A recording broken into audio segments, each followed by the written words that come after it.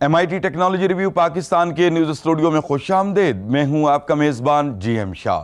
News round up کا آغاز کرتے ہیں.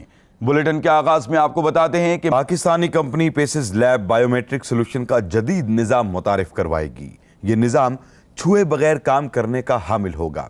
اس حوالے سے حال ہی میں JS بینک نے پیسز لیب کے ساتھ ایک معاہدہ طے کیا ہے. بتایا جا رہا ہے کہ اس ٹیکنالوجی سے JS بینک کے صارفین ہی فائدہ اٹھا سکیں گے.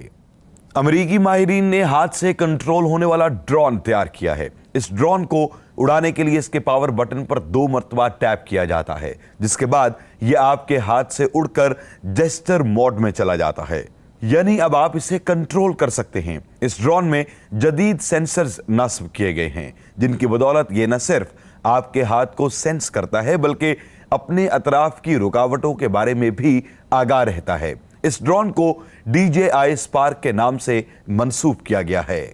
بلیٹن کے آخر میں آپ کو بتاتے ہیں کہ امریکی ماہرین نے جدید ڈیلیوری روبوٹ تیار کیا ہے. یہ روبوٹ ریموٹ کے ذریعے کنٹرول ہوتا ہے اور اپنی منزل پر پہنچ کر آپ کو ٹیکسٹ میسج کے ذریعے آگاہ کر دیتا ہے.